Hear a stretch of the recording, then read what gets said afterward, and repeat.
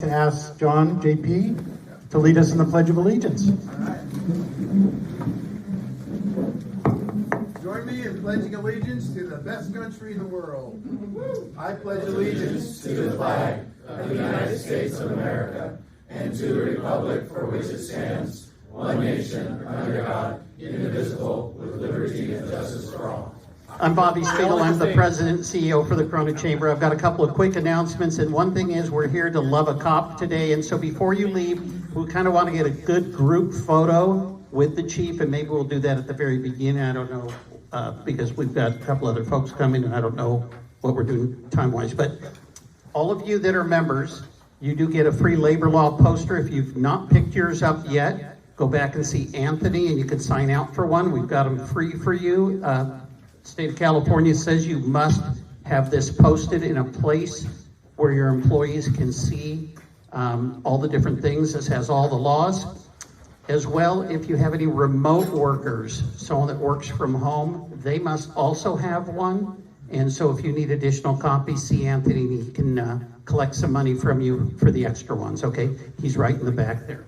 Also, we've got a lot of things going on, and Jeff's gonna take it from here. But if you've got any questions, anything with the chamber, if you're a guest and you've not joined the chamber yet, please see Robert Yanez in back. If you have questions on the various different things that we operate and do here in the chamber, please see Desiree, our Vice President of Operations.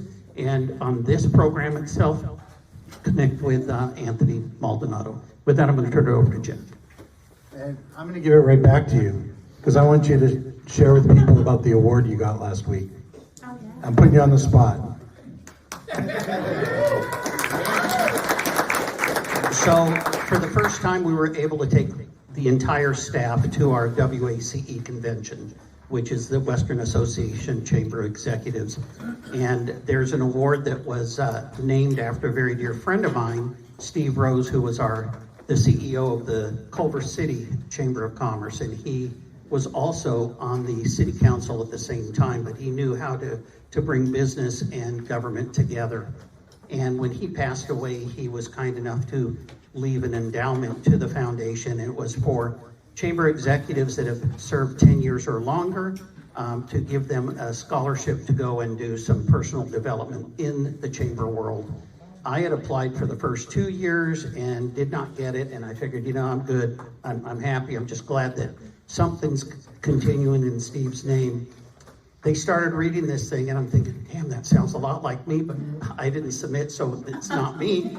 But sure enough, the person that I had proofread everything last year, she went ahead and submitted it, and lo and behold, I was recognized for that. I just want you to know that, well, thank you. One of the things that I stated at the conference after accepting it and then thinking about things is, our phrase at our family it goes like this. It says, the purpose in life is not just to be happy. The purpose in life is to have mattered whether or not you ever existed on the face of this earth at all is vastly more important than the temporary or egotistical illusion called happiness.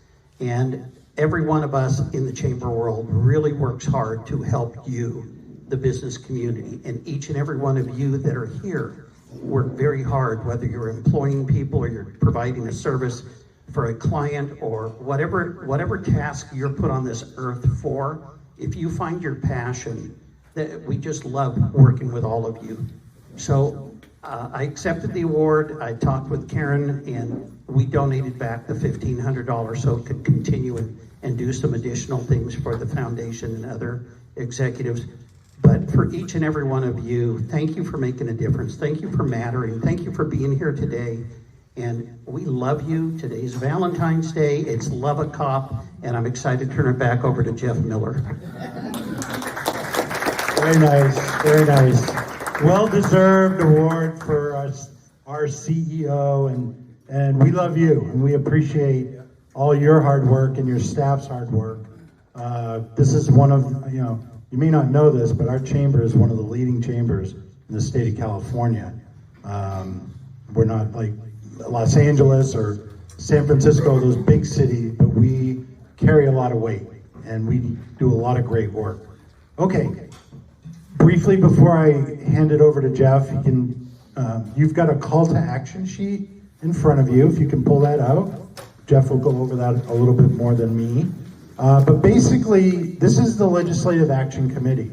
And so, for those of you that haven't been here, I'll give you a brief explanation. For those of you that have been around, you know what we do. But basically, our committee evaluates local, state, and federal issues, whether that's ballot initiatives or bills that are moving through the system, and we take positions on those bills. We're nonpartisan. It's not a Republican thing versus a Democrat thing. We're a business-orientated, business-concerned, job creation group that supports bills that help do that, help build that. And so sometimes we have disagreements on certain bills amongst our members, and that's okay, that's healthy. But we don't take positions on every single thing. We're very, very selective. And I'll give you two examples. About a year ago, our police chief was here speaking, and he had several bills that he brought to us that he was working on that our Corona Police Department cared deeply about. One of those bills eliminated the use of police dogs, and not to get into the political ramifications of why that came about or what it means. We as a business community support our police officers' ability to use police dogs in a responsible manner.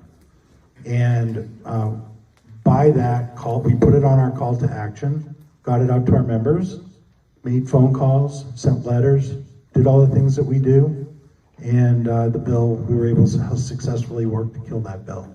We'll probably see it again this year in some variation. Maybe Chief can talk about that. The other one was a bill that Sam Matani from our hospital brought to our attention, SB 525, which was a minimum wage bill for all healthcare workers, up to $25 an hour. Not that we don't like healthcare workers, we love our healthcare workers, but this bill expanded the minimum wage to ancillary services. So if you were a gardener or you worked in a gift shop in the hospital, had something to do with the hospital, you would also fall under that umbrella, and your wages would be raised to $25 an hour. And we really engaged on that one. Thank you, Sam, for all your hard work. And it did pass. The governor did sign it, but I think Jeff will give an update on what the current status of that bill is right now. So that's what we do at LAC. I should point out again, we don't take positions on everything. We're very strategic. We take positions that help us continue to build relationships that Bobby has had for many, many years, and we try to do it in a way that's professional, respectful, and meaningful. So that's in a nutshell what we do. Okay, Jeff Gibson owns Occidental Communications Group. Jeff has been doing political campaigns and consulting for 35 years-ish. I always get that number wrong, on the dot. He's worked in areas of healthcare, public safety. He was the author of Jessica's Law back in 2006, and has specialized in a variety of different areas: transportation, housing, law enforcement, fire service, all that. So with that, I'll hand it over to Jeff to give a quick update, and then I'll introduce our police chief. All right. So the legislative year is off and running. The governor has come out with his budget, and while it differs in form from the analysis from the legislative analyst's office, it identifies that there is a significant budget deficit. The governor left out the $25 billion that we're coming out of this fiscal year in debt. So if it was our ledger, your ledger at home, you would have a debt that you owe. And that debt is $25 billion. It's illegal for the state of California to end a fiscal year with a debt. So there's going to have to be cuts mid-year and other items. In addition, there's going to be anywhere from 38 to 43 billion in deficit for the upcoming year, along with about $100 billion in deficits over the next 4 years after that.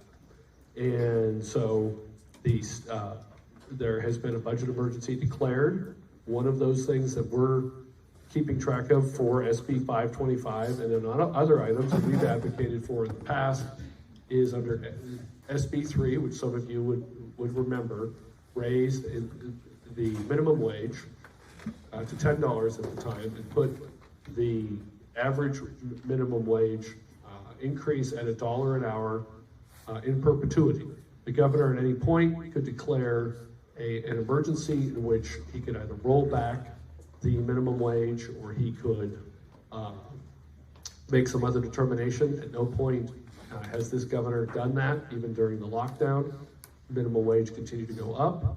He is now asking the legislature on SB 525 to give him partial capability because he can make an across-the-board minimum wage decision. But because SB 525 is about a $4.5 billion a year hit to the state government just for public health care workers, not for Sam, not for if you go to Dr. Caritano's office or to any sort of private healthcare provider, they, starting in 2026, are going to have to start paying $25 to anyone who is even ancillarily involved in their business. What the governor is asking for is partial capability that he can suspend SB 525 for public healthcare systems. Because at the time, one of the things that we worked with the California Hospital Association on in a great deal in each of the member offices that are here, we were very upfront that it was a $4 billion hit to the state government. And the governor has announced that he is surprised that it was a $4 billion hit, even though his own analysts, both in his budget, both in the Department of Finance and the Legislative Analyst Office had that in the bill.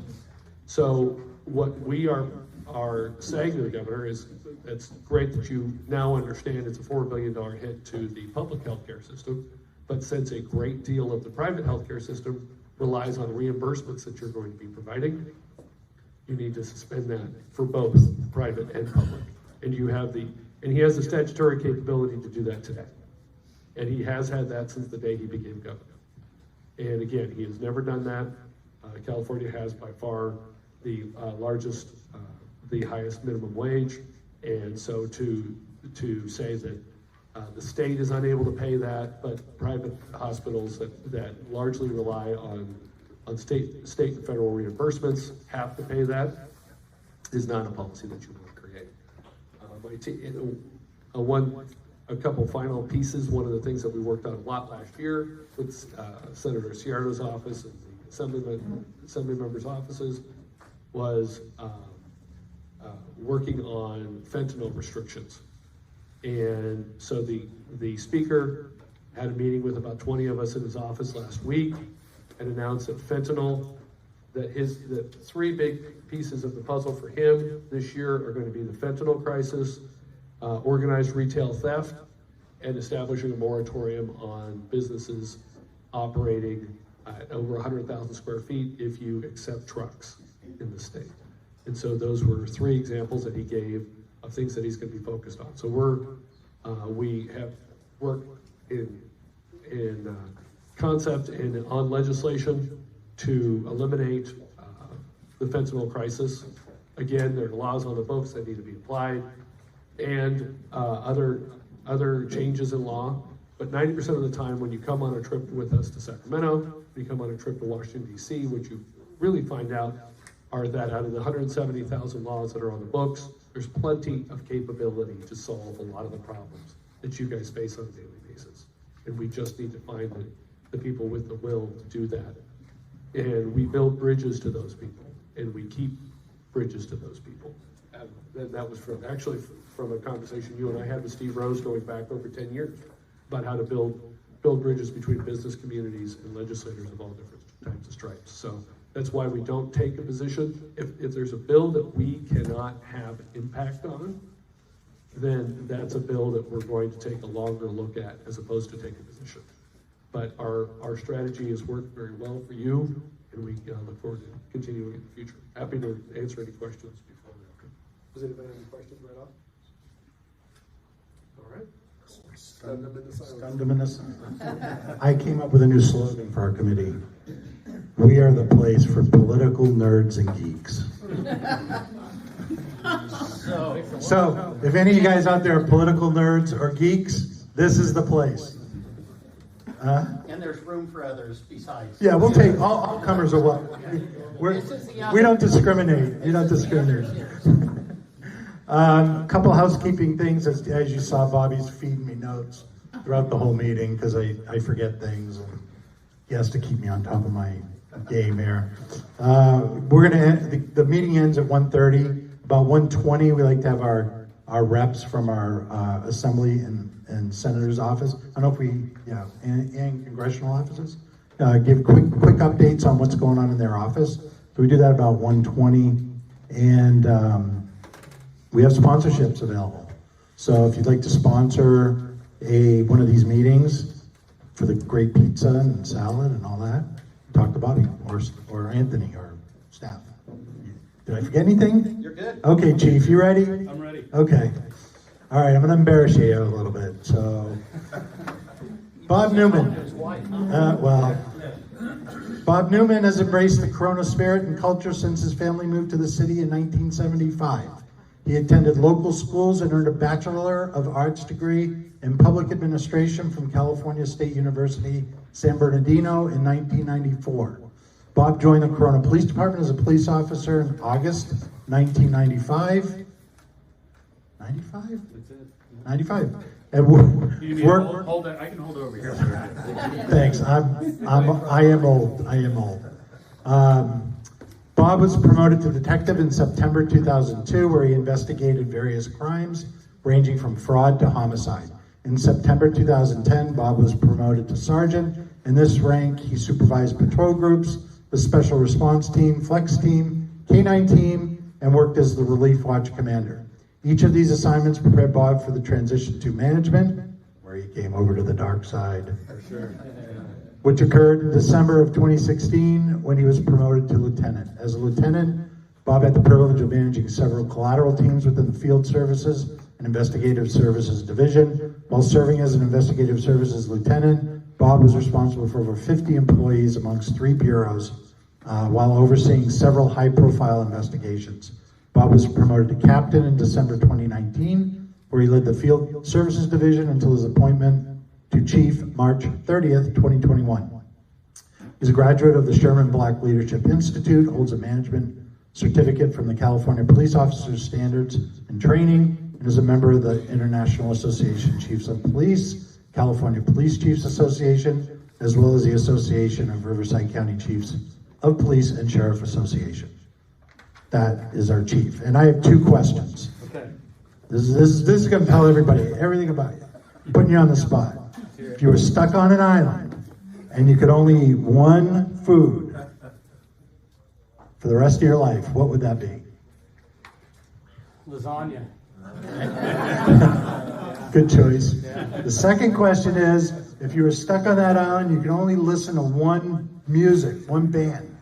Ooh. Who would that be? God, Only one. my musical, I guess, interests have changed. I used to say U2. Okay. Probably the group I would have listened to. Okay. And I probably still will. I'll go with U2. You too. Yeah. All right, beautiful.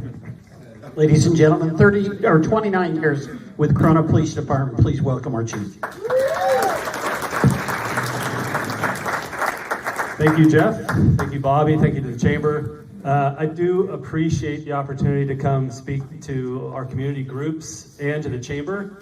As Jeff had mentioned, I was here last year and had an opportunity to really go through a long list of really anti-public safety bills that this group, either you as individuals or you as a collective group, really helped defeat many of those bills that would have hurt our community here in Corona and throughout the state. So I want to preface this whole conversation with, I am a municipal police chief, right, wearing this uniform, and I'm not advocating one side or the other, or for bills. I am advocating for public safety, right? I am advocating for the Corona Police Department, for our Corona community members, knowing what makes us safe, what helps our community members be safe. So when we have these conversations today, I hope you keep that in mind. But I do want to also thank all the legislative representatives that we have. We have a very strong relationship with each one of our legislators up in Sacramento, communicate with them regularly. In fact, through the Association of Riverside County Chiefs of Police and Sheriff, we have a committee that travels to Sacramento a few times a year. And last year we were up there frequently to show how adamantly opposed and some support we are of proposed bills that could impact our communities.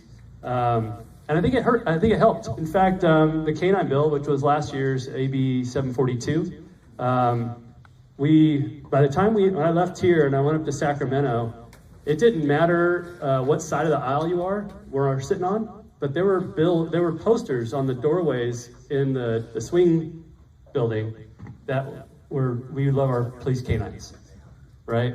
But I'm here to tell you, I'm going to start off this conversation with the one anti-public safety legislation that's being proposed, and then the rest are going to be all good. And then I'll let you guys throw questions at me.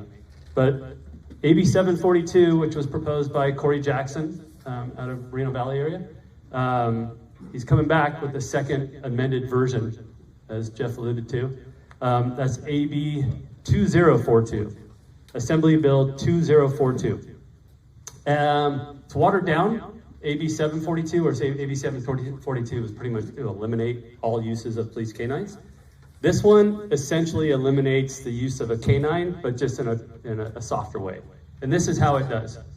There's a lot of aspects of the bill that are already incorporated in our policy, which is fine. You only can use a police canine in serious violent crimes, which I appreciate. Your handlers, the canine handlers, have to have training sufficient. That we have post regulations, right? If you don't know, our canine handlers, they have to have 16 hours of mandatory training every month. And that's just if you just have a patrol dog, a single purpose patrol dog. But our handlers usually do about 32 hours of training every month because most of our dogs are dual purpose, meaning they have patrol apprehension training, and they also have detection training, whether it's gun odor detection or narcotics detection. So there's two 16-hour requirements that our handlers go through with their canines, and that's in addition to just the basic school. So we've already met all of that requirements that are being introduced in this bill. It's already there in our post standards. But the one part of that bill that really is what I'm adamantly opposed to and what will be detrimental to our officer safety and our community safety is it will not allow a police canine to be off leash and invisible or not visible to the canine handler. So let's say, just to give you kind of a situation where how we use our dogs. Like if I can put my hands on a potential individual, I'm not gonna send my dog, right? The reason why we send the dog is so we don't have to put our hands on him and expose risk to ourselves and to the individual that we're trying to apprehend, right? And in most cases, we don't even know where that person is. And the dog's senses are so keen, they can detect the odor and from a million times more than an individual human, right? So that dog is utilized to find people that are hiding behind doors, right? That are hiding behind a hallway or in bushes, some distance away. Keep a dog on a leash and controlled like that would put all of our officers and our community members at risk because we would not be able to use our dogs, right? So I think that bill has some issues. I encourage you to look at it. It's AB 2042. It'll be the first one on our list. Thank you. So I wanted to kind of go through some of the other bills that are coming through. Like I said, the rest of these I'm going to talk about are actually positive. I believe we're making that turn. right? Where our membership in Sacramento realized that there needs to be change. The big topic over the last several years has been Proposition 47. Some of those that we don't know what Prop 47 is basically when our theft values were reduced from $950, or increased from $400 to $950. So a felony at $401 is now $951, right? So all of you that are small business owners, and we all know if you aren't one yourself, there's that constant deluge of repeat petty thieves that has really impacted our state and our city here. And so Prop 47 took away the recourse and the accountability, more importantly, to the criminal who is out there, just constantly berating our business owners and our communities. So that's really the big push that you're going to see in Sacramento this year. There are 4 bills that are geared towards amending Prop 47 in some regard, at least 4, when it comes to targeting the repeat petty thieves and repeat offenders.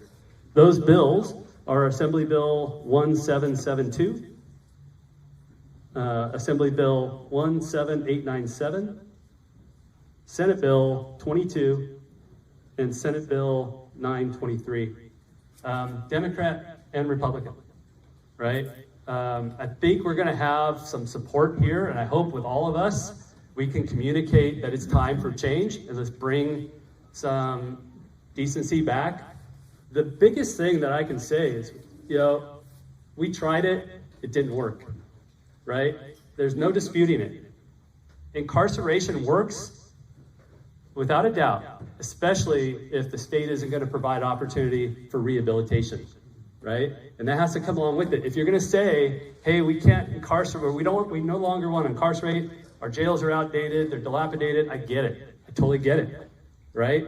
I don't believe that the third time someone's arrested for stealing a stick of gum, they need to do 25 years of life. Like, I get it. Like, we're beyond that now.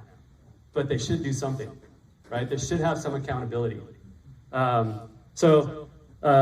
Please pay attention to those. Those are the big bills that I think we need to partner up and really encourage support. I don't know all the specifics to those. Maybe some of our Assembly member or Senate membership here will be able to provide some details on those. Chief, can you just, on the second one, can you give us that number again? I think I wrote it down wrong. Yeah, it has 5 digits on it, digits in but it? Okay. yeah, it might be wrong. It's Villapadua. Okay. Villapadua is the author. Yeah, that's right, what he said. The next one I want to talk about is just the reinstating penalties for higher levels of theft. So this is Assembly Bill 1960. So underneath Governor Brown's administration, there was a reduction of the penalties for excessive theft, excessive amounts of theft. And this bill will look to bring some of those penalties back, which kind of goes towards holding our people accountable. The Senate Bill 22, which I earlier mentioned, also addresses this bill, so we'll need to pay attention to that. We need to watch the retail theft, right? Organized retail theft, that's the big phrase right now.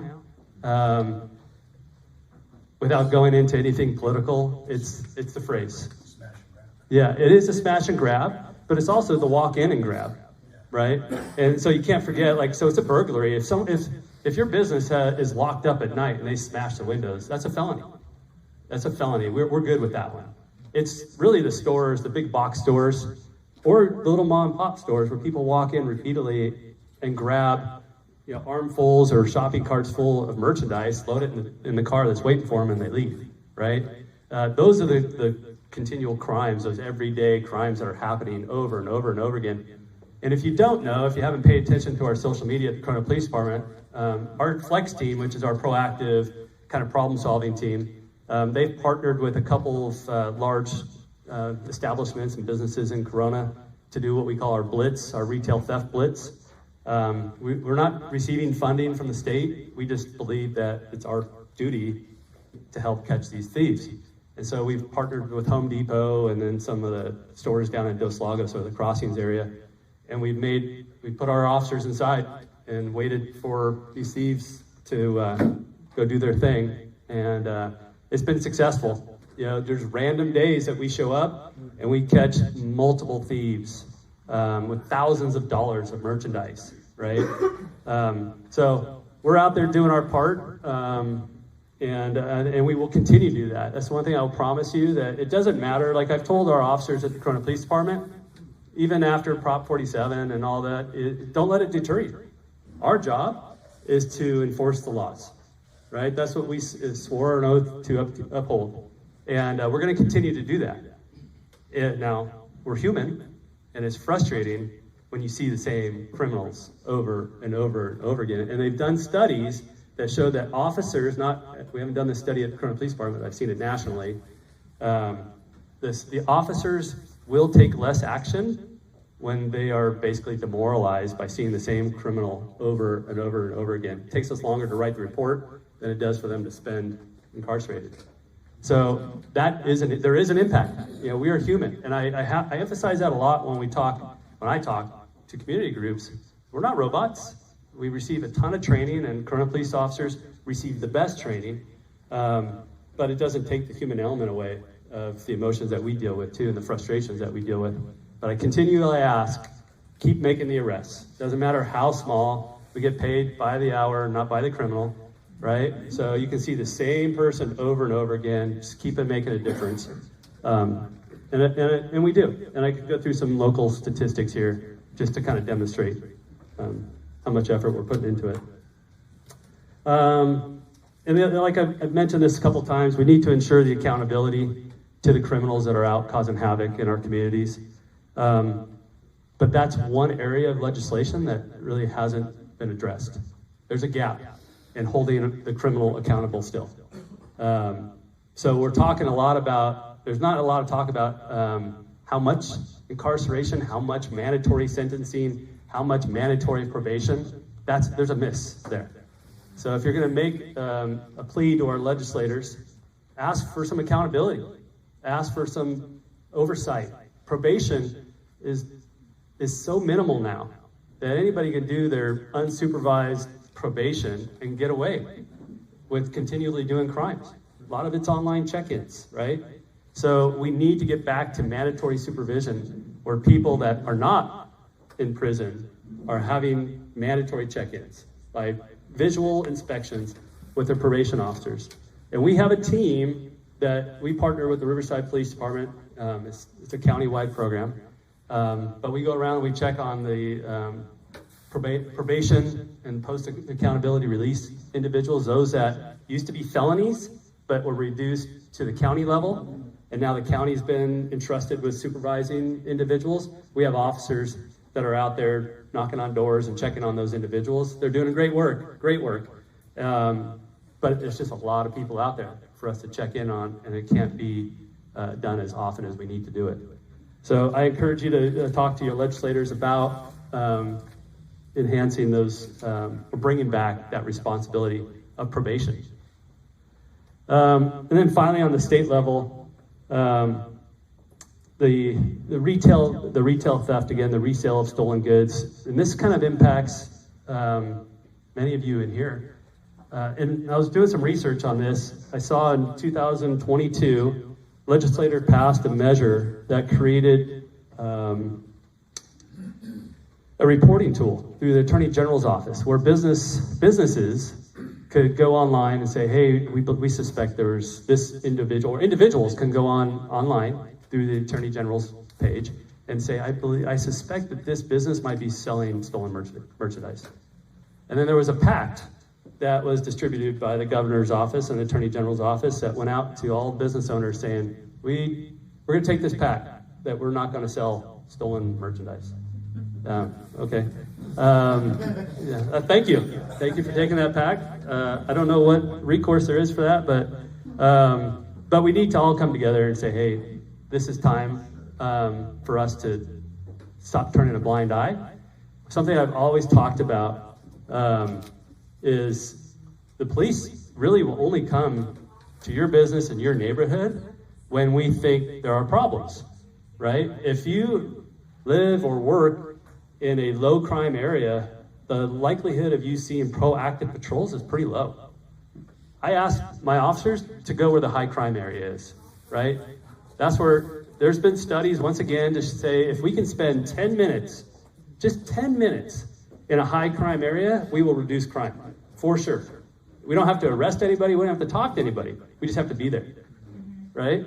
Now, if you arrest people, I think that increases your chance. You know, people that need those opportunities because they see us interacting, right? So I need all of you to continue to call us. And that's my big plea. And it's worked. It's worked. Our citizen-initiated calls this last year, 2023, compared to 2022, increased 4%. So thank you all for calling us. That's from you and all of you saying, if you see something, you're going to say something, you're going to call. Years past, we were seeing a decline in that number. Because I just believe our community, and I appreciate the support of our community. You don't want to overtask us. But we're here. And we're only going to come in most situations when you call.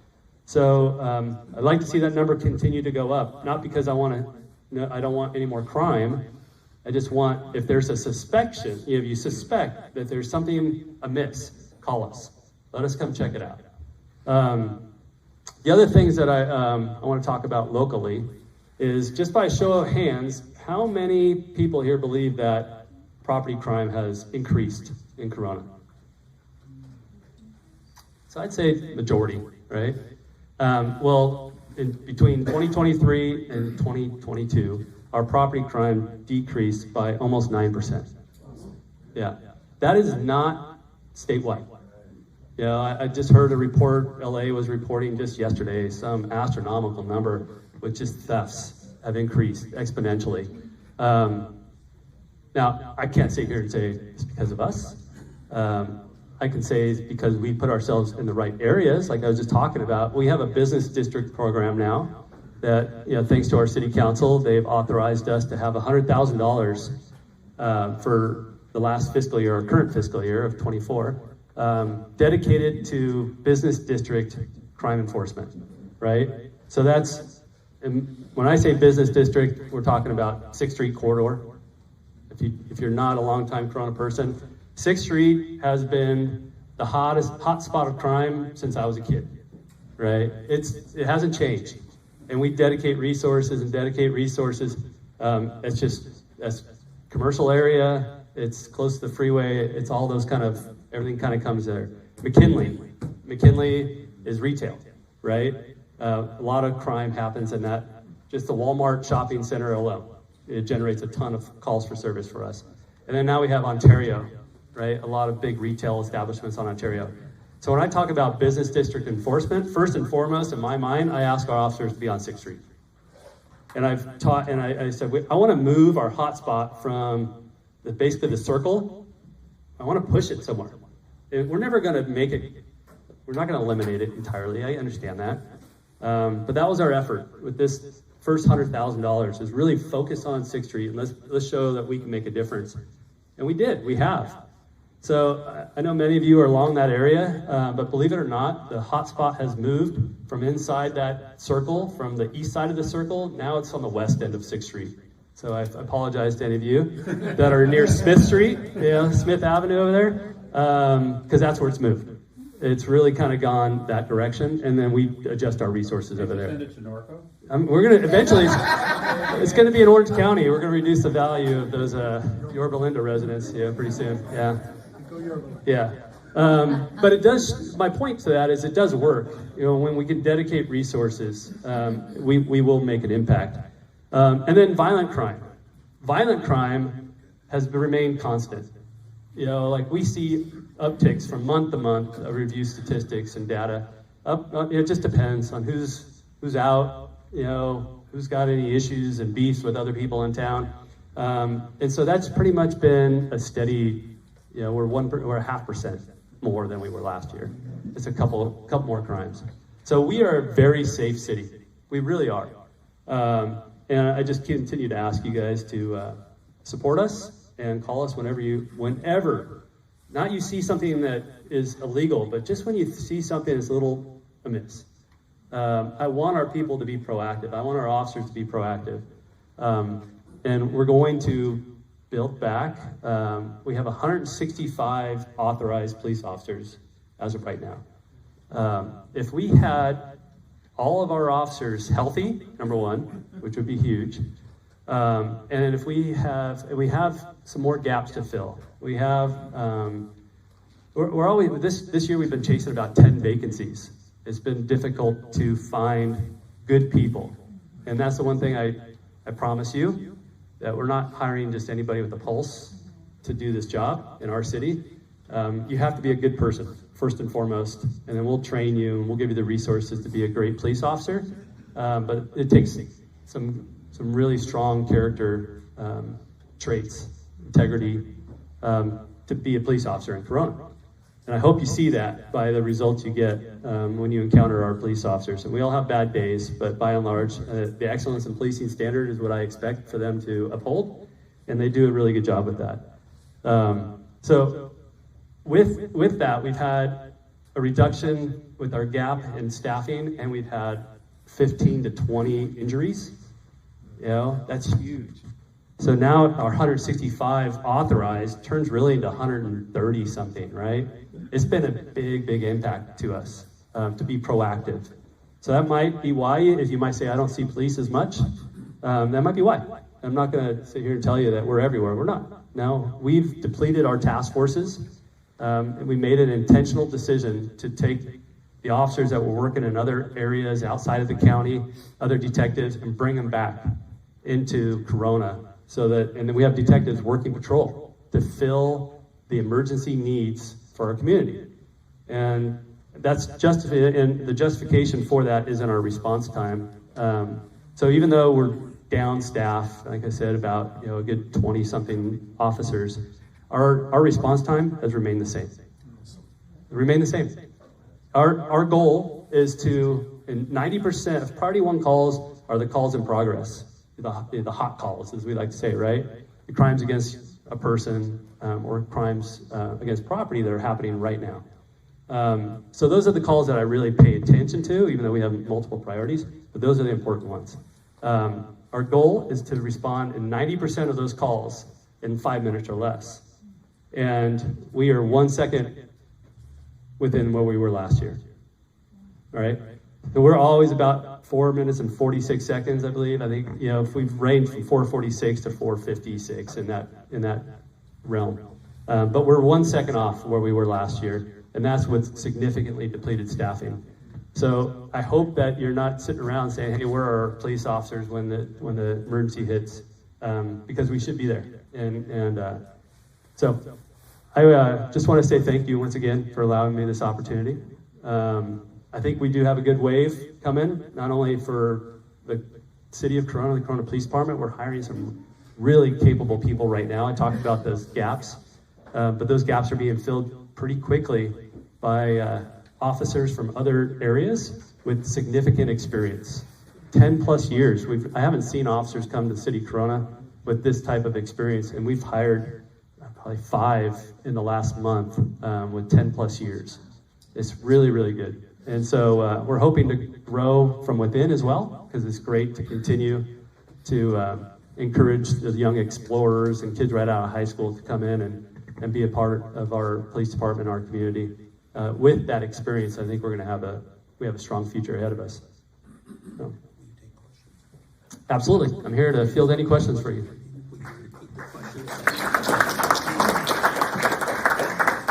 has a question. Dean? Yes, Dean.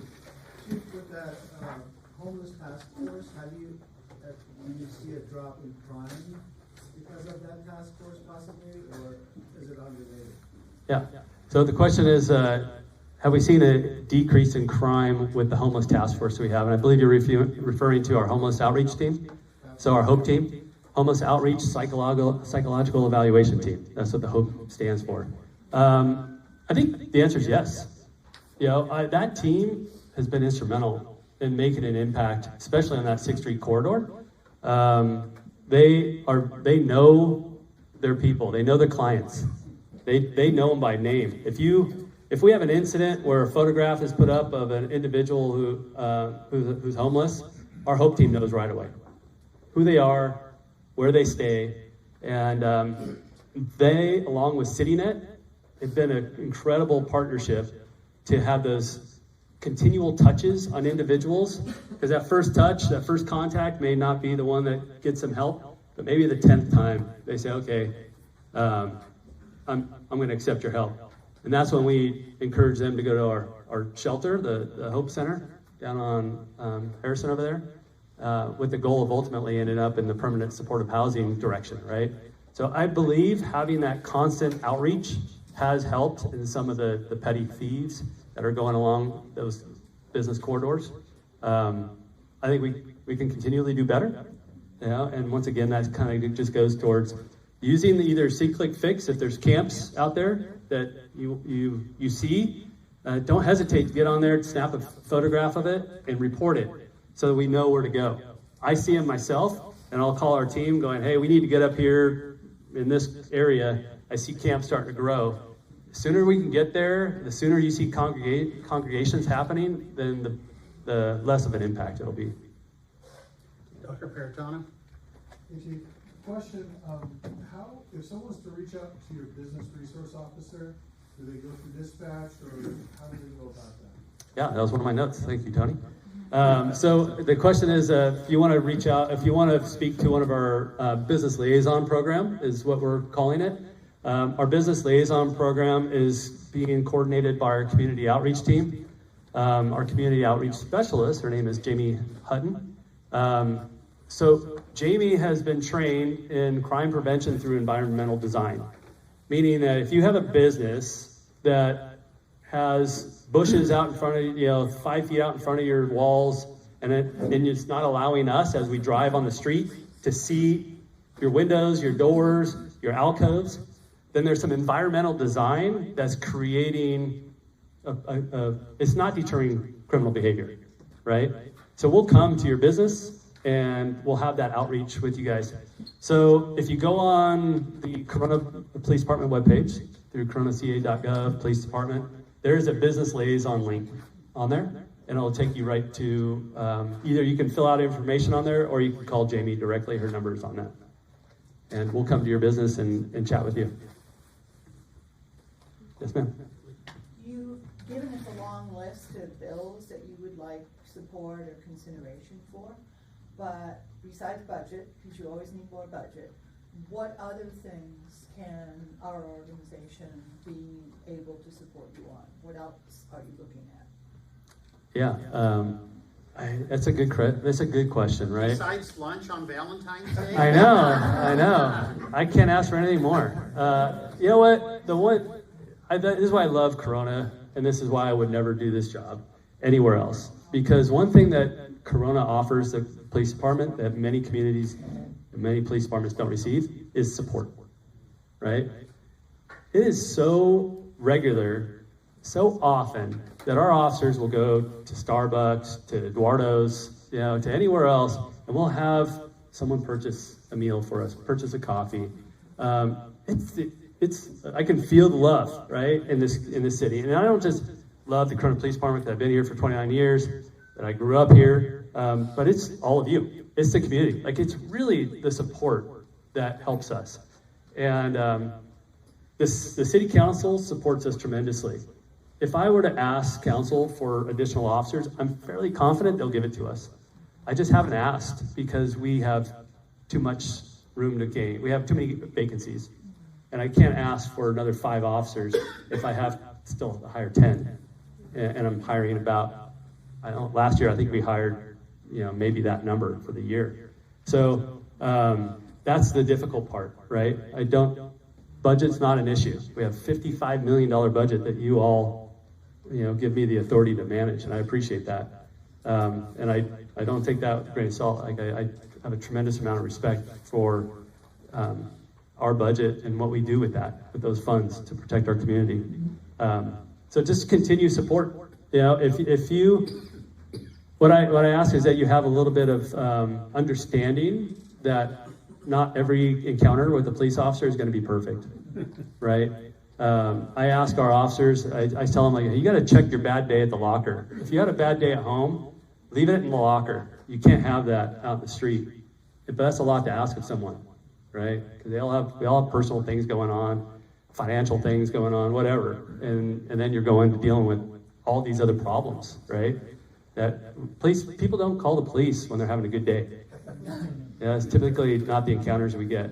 And so just have that understanding that we're doing the best we can and we have a tremendous amount of resources that we'll continue to provide. But we'll be proactive and we'll be out there as best we can. Just call us. Yeah, just call us. And we don't need anything else but that. And that's really what separates us from a lot of organizations, is that support and that love that we feel from our community. It gets us through our shifts. Just listening to you, it's easy to tell why cops with 10 years of experience want to come work here. Thanks, sir. Sound, you're down to earth, and they're approachable, right? And you've got successes. So I want to ask you a question with regards to retail theft. And a lot of times in society, we don't want to go to the core problem because it's uncomfortable. So tell me, of the retail theft in Corona, is there a common characteristic? Are we seeing kids from broken homes? Because if we're not addressing that, because it's uncomfortable, we're never going to fix it. Yeah, so the question is with regards, and thank you for your comments, I appreciate that.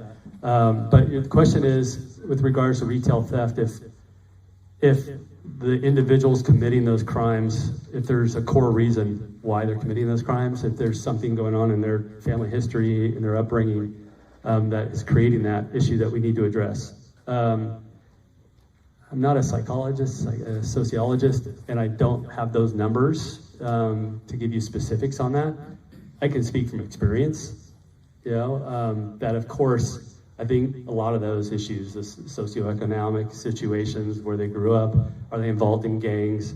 The reason why the big phrase right now is organized retail theft is because many of these individuals are gang members in organized gangs that are committing these thefts for the purpose and the benefit of the gang, right? So that yes, there are individuals who maybe have mental health situation going on that are walking in and stealing goods, right? But the big issues are the organized theft. People coming from Long Beach, from LA, that are coming to Corona as on their way from Elsinore after they just ripped off a pharmacy there, and now they're going to come in here and rip off a pharmacy in Corona, or they're going to go to Best Buy in Murrieta, and now they're going to come down here and do ours. That's what we see, right? It's an organized attempt. So we can talk all day about how those individuals got into that world and their situation, but the issue is holding them accountable for it. And then if there is all these other underlying issues, then get them the help they need. That's of course part of it. But if you're gonna let them be on the street, they're not gonna seek that help unless we require it. David? And with things like either the retail theft or the auto theft, you just made me kind of think of it. How much of the crime do you think is coming from out of town, and how much of it is local? Yeah. Once again, I don't have. So the question is, how much of the crime, the theft, is coming from out of town versus locally? I don't know if I have that data. I know that we pay attention, like when major incidents are happening, is where does this person live? It's probably half out of town, half locally. There's plenty of crime that happens just by opportunity, right? Someone's just like, I need to go get a soda, I'm gonna go in there to this gas station and take it. But then there's plenty of this organized theft where people are coming way out of their way, 50 miles from their place of residence. We had a car stolen, and it was picked up and found in Orange County somewhere. Yeah. So when it comes to stolen vehicles, you know, we track all this data monthly in our CompStat report. I see it. You'll typically find, I will typically see that a stolen vehicle will be right next to a recovered vehicle, a recovered stolen, right? So they must have run out of gas or something and they need to take some other car. Or they just got a little hinked up because they thought, oh, maybe I've been in this stolen car too long, so I'm gonna stop here. I'm gonna steal this car, and now I'm gonna go to my final destination, right? So some of these individuals are very savvy. Yeah, they're very savvy. They kind of know the system and kind of know how much windows of opportunity they have. Or they might steal a car in Riverside, commit some thefts or some crime, come to Corona, change cars, and do the same thing. You know, so they kind of have that kind of mentality and structure to it. It's really organized, so it's really random in a lot of situations because some of our violent crime, that's local people, right? Those are local people that just are having problems. We don't see too many violent crimes happening from people from outside the area coming to Corona. Last question, Jamie. I just want to thank you for how well the department is with their social media posts and informing the public of everything that's going on, from like immediate like road closures to your transparency of it when you do high profile arrests, to your funny TikToks and reels are amazing. So that might be helping the recruitment too. Yeah, thank you. There's a comment about our Instagram, our social media, and other pages having relevant information. That's what I've asked our social media team. Number one is I want our pages to be the pages that all of you come to when you have a question. I prefer you not call our council members and say, hey, what's going on over here? And they all know this, by the way. I've asked them to direct you all to us too. But I want us to be the source for real-time information. And I think our team does really well with that. And they provide weekly updates of all of our major incidents on there as well. And then our team, and I'm not taking credit for this at all because I don't have that ability to really know what's going on, what's the now, what's the in thing.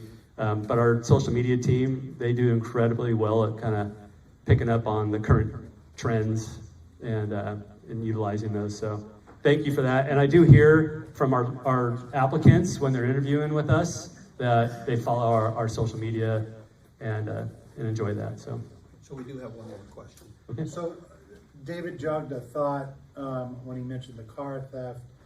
Last year we talked about catalytic converter issue, and can you give us I actually got three questions. An update on catalytic converters.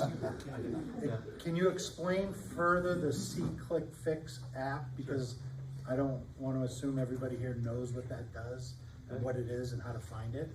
And thirdly, the non-emergency phone number to make those calls that we need to help you with the reporting.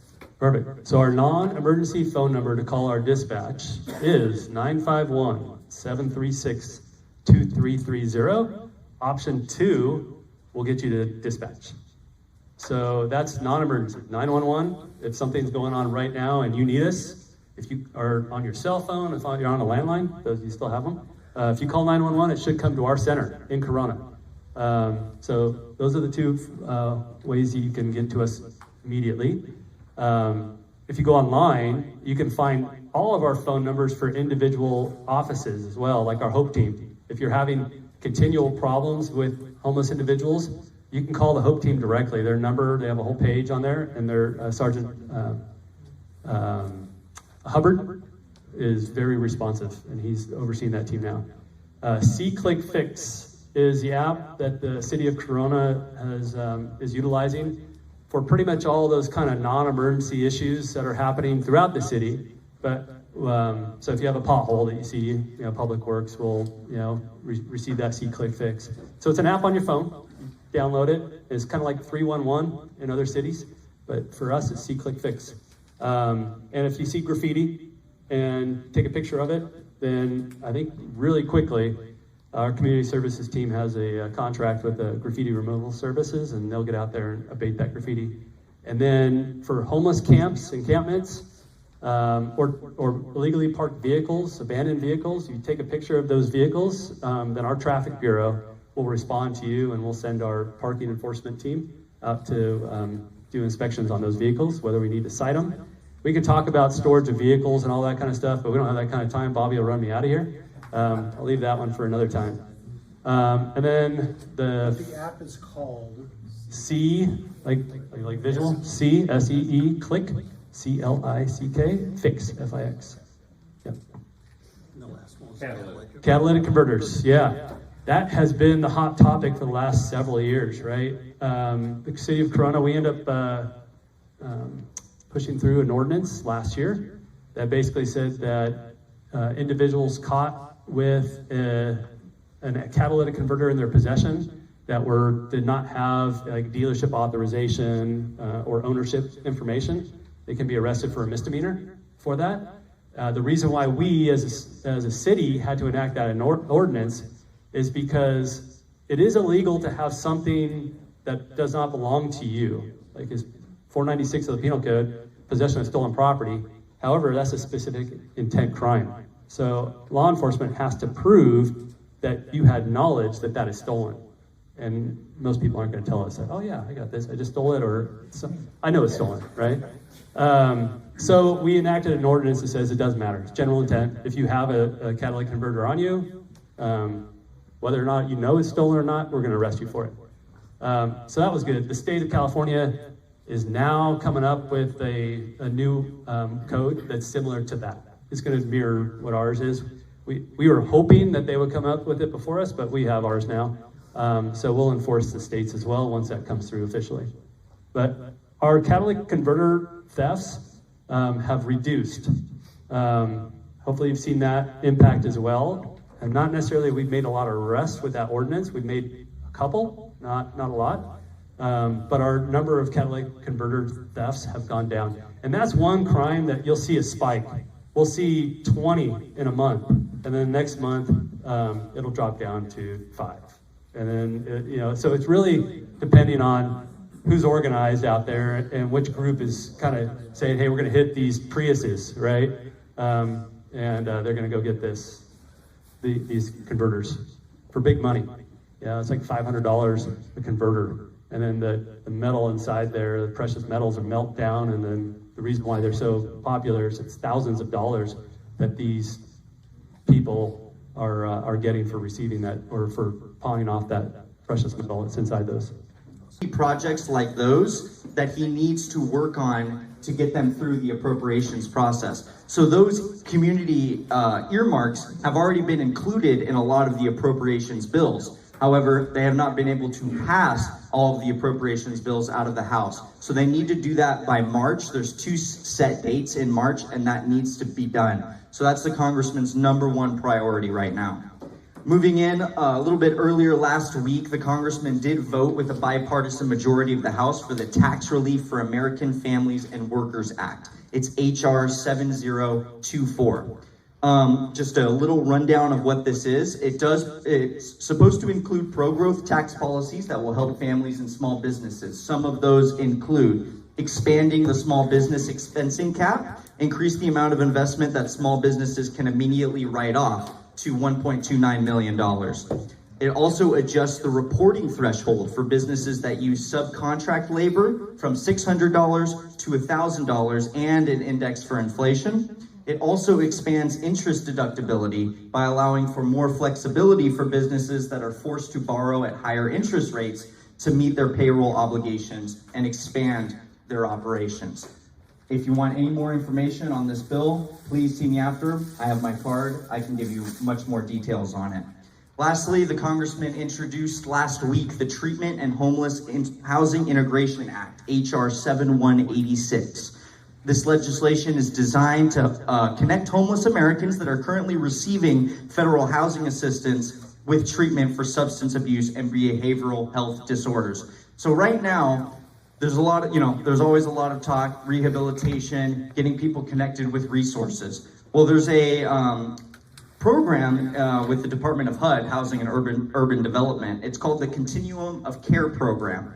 This program is supposed to promote subsidized housing, but but it fails to explicitly require the homeless population to participate in those mental health and substance abuse treatment programs, right? So that's what we really want to get to the bottom of. Yes, the housing, but we also want them to get that rehabilitation and that treatment. So this bill directs HUD, Department of Housing and Urban Development, to fill this gap by requiring grantees of the Continuum of Care program to refer participants to community-based treatment. So again, there's a lot more within that bill. I'd be happy to provide you guys with any more details you'd like, but thank you so much and have a great rest of your day. Appreciate it. Thank you. Next victim. Howdy folks, again my name is Braxton Contorum. I'm a field representative for State Senator Kelly Ciardo's office.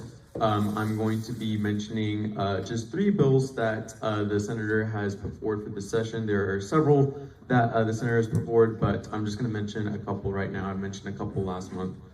So SB 932 is the DMV Hold Harmless Protections Act, or bill, which would enhance California's hold harmless protection for private sales of used automobiles by tying outstanding fees to an individual's driver's license, as opposed to a given vehicle, to collect those delinquent fees and penalties from the seller under current practices used to collect fees on delinquent traffic tickets. So if you are a new owner of a used vehicle, you will not be obligated to pay any of the past due registration fees and penalties carried by the previous owner.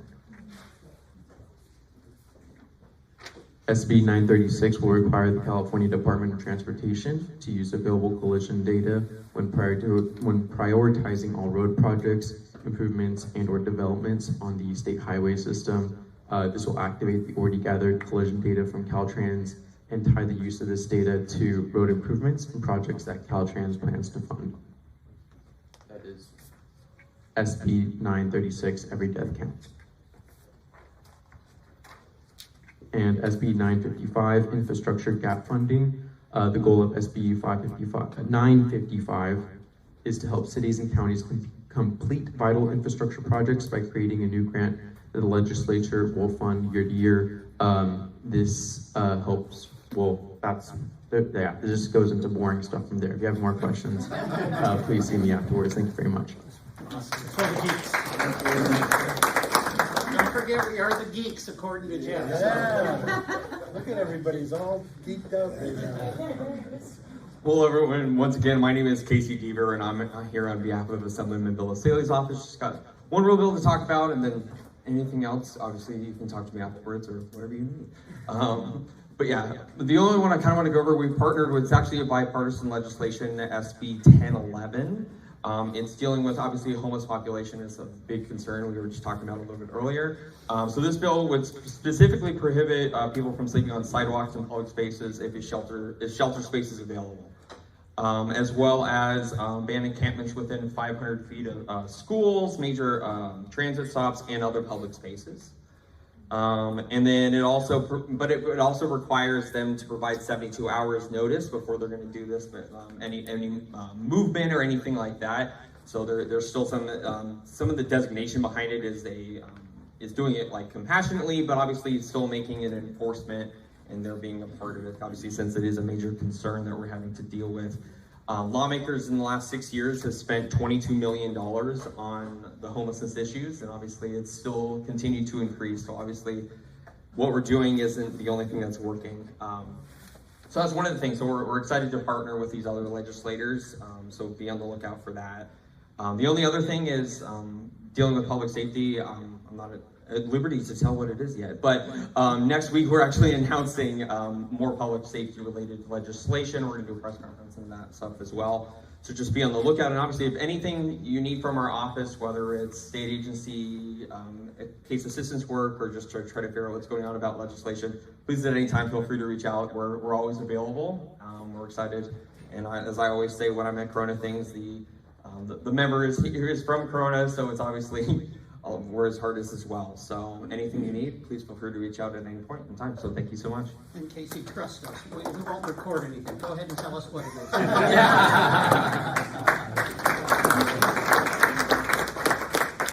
You just want to hand it to her? Yeah. Thank you.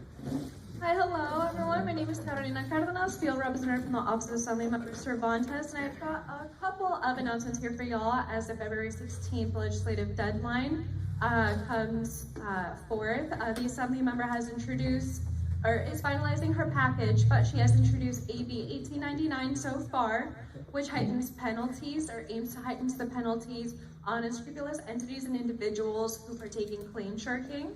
And for those who haven't heard of the term before, it aims to heighten those penalties on those individuals and entities who are charging hefty fees to our veterans to supposedly assist them with their VA benefits. So we're hoping to get that. We're hoping to get that through the floor. In addition, we're partnering with the California Highway Patrol for an event tomorrow called Age Well, Drive Smart. In case any of y'all or know anyone who might be interested, it will be at the Eddie D. Smith Senior Center.